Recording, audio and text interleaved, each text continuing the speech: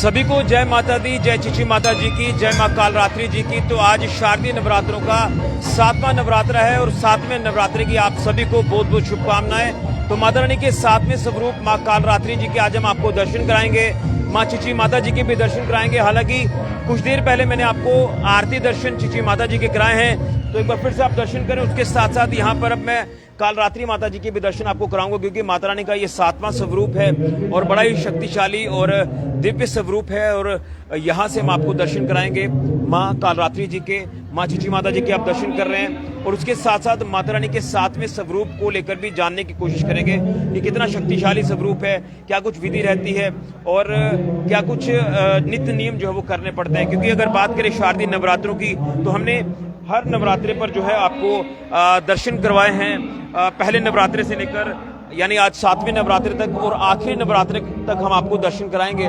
तो आप चिची माता जी के दर्शनों के साथ साथ यहाँ कालरात्रि माता जी के भी दर्शन करेंगे और उसके बाद यहाँ के जो पुजारी जी हैं उनसे हम बात करने की कोशिश करेंगे। आप आगे चलकर दर्शन करें, क्योंकि यहाँ पर भी जो जागरण है वो भी, और माता रानी का अगर ये स्वरूप मैं आपको बताऊं तो बड़ा ही शक्तिशाली है। माता रानी के हर स्वरूप की अगर बात करें तो सभी के सभी स्वरूप शक्तिशाली हैं और असुरों का संहार माता रानी ने किया। और जब जब भी पाप भरा है या गलत चीजें, तो ये माता रानी का 7वां स्वरूप है। आप दर्शन कर रहे हैं माँ कालरात्रि जी के। तो चलिए अब मैं यहाँ के जो पुजारी जी हैं उनसे भी बात करूंगा और उनसे भी यहाँ पर जो है संदेश लेंगे कि क्या कुछ विधि रहती है, क्या कुछ नित्य नियम रहते हैं। तो यहाँ से जानने की कोशिश करेंगे। आप देख सकते हैं कि अभी भी श्रद्धालु जो है वो 10 बजे का समय हो चुका है, लेकिन अभी भी श्रद्धालु लगातार मंदिर में पहुँच रहे हैं, क्योंकि आज जागरण भी है। लेकिन कितना दिव्य स्वरूप है, कितना शक्तिशाली स्वरूप है, ये यहाँ के पंडित जी से जानने की कोशिश करेंगे। तो हमारे साथ यहाँ के पुजारी जी जुड़ रहे हैं और उनसे पूरी विस्तार से जानकारी लेंगे। पंडित जी, सबसे पहले तो जय माता दी। आज माता रानी का 7वां स्वरूप माँ कालरात्रि जी की पूजा अर्चना विधिवत तरीके से की जा रही है, तो बताएंगे क्या कुछ विधि रहती है, कितना शक्तिशाली स्वरूप है और क्या कुछ कहते हैं कि नित्य नियम रहते हैं। आप इस तरफ आ जाइए, इस तरफ आ जाइए जी। सबसे पहले बहुत बहुत जय माता दी। तमाम भक्तों को शरदनवरात्रि की बहुत बहुत शुभकामनाएं। माता चिची देवी की भक्तों को ऊपर बहुत बहुत कृपा बनी रहे, बहुत बहुत आशीर्वाद बना रहे, बहुत बहुत प्रेम बना रहे। आज चिची माता के मंदिर में हम पूरे हर्षोल्लास के साथ, श्रद्धा के साथ जो है माता के 7वें नवरात्रे कालरात्रि के रूप में मना रहे, जो कि हमने पूरे विधि विधान के साथ सुबह मंदिर खोलने के पश्चात हमने बहुत प्यार के साथ माता कालरात्रि की पूजा की। माता रानी को शहद का भोग लगाया, शहद से बनी हुई चीजों का भोग लगाया और माता रानी को काले पुष्प और चिट्टे पुष्प चढ़ाए और माता रानी की पूरी विधि विधान के साथ पूजा की। माता कालरात्रि की एक बहुत ही पुरानी पौराणिक कथा जो मैं आपके चैनल के माध्यम से जरूर सुनाना चाहूंगा। जितने भी देवी देवता थे उनको राक्षसों ने बहुत परेशान किया था। रक्त बीज नाम के राक्षस हुए, उन्होंने जो है देवताओं को बहुत परेशान किया। पूरे पृथ्वी लोक पे उन्होंने अपना आतंक मचा के रखा था। सभी देवी देवता जब बहुत परेशान हो गए तो भगवान शंकर जी के पास गए और शंकर जी से बहुत प्रार्थना की कि हे शंकर जी, आप मेरी रक्षा करो, इन राक्षसों से मेरी मुक्ति कराओ।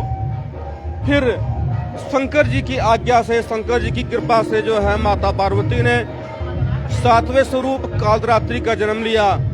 और ऐसा कथा में कहा जाता है कि जो रक्त बीज थे, जो मधु कैटभ थे, उनको ऐसा वरदान था कि जब उनके सर को माता काटती थी तो जो बूंद गिरता था, जो रक्त गिरता था, उससे अनेकों अनेक राक्षस उत्पन्न हो जाते थे। तो लास्ट में माता रानी ने रौद्र रूप धारण किया और एक खप्पर लेकर के जो है, ऐसा शास्त्र में बताते हैं कि माता जब एक हाथ से उनका संहार करती थी तो दूसरे हाथ से खप्पर में खून को जो है नीचे गिरने नहीं देती थी। माता रानी जमीन पे खून को गिरने नहीं देती थी और जो खून है वो माता रानी ऐसा बोलते हैं कि पान कर लेती थी या कहीं ऐसी जगह पे छोड़ते थे जहाँ पे कि पुनः उनका जन्म न हो सके।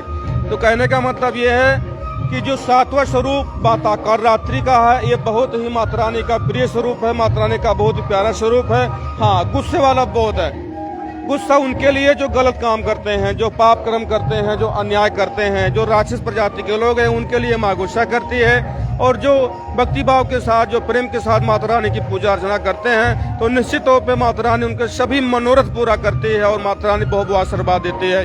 आपके चैनल के माध्यम से तमाम भक्तों को शरद नवरात्रि की बहुत बहुत शुभकामनाएं। और कल मंगलवार के दिन हम चिच्ची देवी के मंदिर में अष्टमी का पर्व, दुर्गाष्टमी का पर्व जो है बहुत ही प्यार के साथ मना रहे हैं। तमाम भक्तों से भी प्रार्थना होगी कि अधिक से अधिक मात्रा में मंदिर में आए और पुण्य के भागी बने। जय माता दी। बिल्कुल, जय माता दी। पुजारी जी, आपने लगातार हमें अपडेट किया है, हर स्वरूप के बारे में बताया है, और ये चीजें सनातन के प्रति जो है वो आपके तक पहुंचाना जरूरी है, क्योंकि आज की नई जनरेशन की बात करें तो उन्हें ये बताना जरूरी है, जागरूक करना जरूरी है सनातन के प्रति। इसलिए हमने हर नवरात्रि पर आपको दर्शन कराए हैं।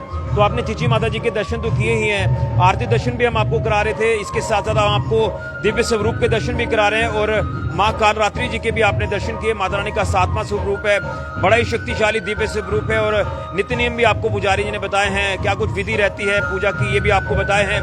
तो यही कहूंगा कि सच्चे मन से माता रानी की पूजा अर्चना करें, माता रानी का आशीर्वाद सदा आपके ऊपर बना रहेगा, और जो भी दिक्कत परेशानी कभी भी किसी को आई है उससे भी जो है वो राहत मिलती है। तो हमारे साथ यहाँ के सेवक है, वो लगातार यहाँ पर हर नवरात्र में ही नहीं बल्कि हर मंगलवार के दिन यहाँ पर माता रानी के देवस्थान पर आते हैं, और यहाँ माता की चौकी भी की जाती है। पंडित जी, सबसे पहले तो जय माता दी।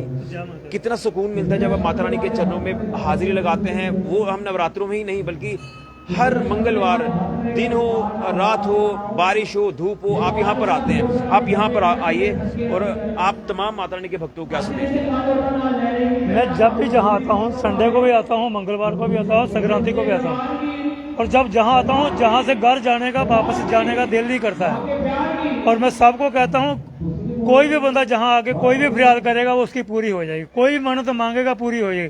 किसी को खारिश होगी, किसी को मौके होंगे, किसी को कुछ भी होगा ना, किसी को लाद नहीं होगी, जो वो कोई आएगा जहाँ मन्नत मांगे उसकी मन्नत पूरी हो जाएगी। लेकिन पंडित जी, कितना सुकून मिलता है जब माता रानी के चरणों में बैठते हैं आप, और सुकून शांति मिलती है।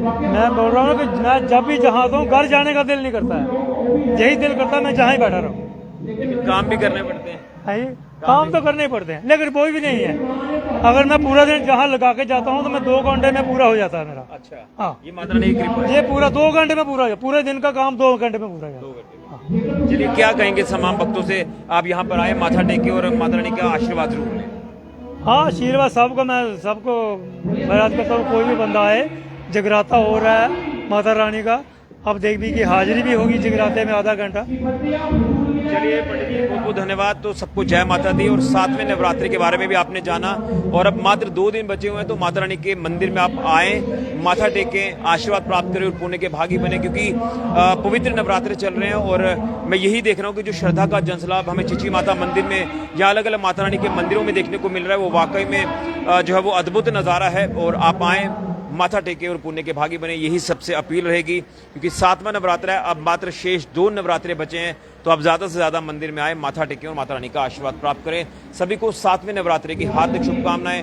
माँ चिची माता जी का, माँ वैष्णो देवी जी का और माँ कालरात्रि जी का आशीर्वाद सभी के ऊपर बना रहे। फिलहाल के ऋषि गुजरिया, जेके मीडिया के लिए, जय माता दी।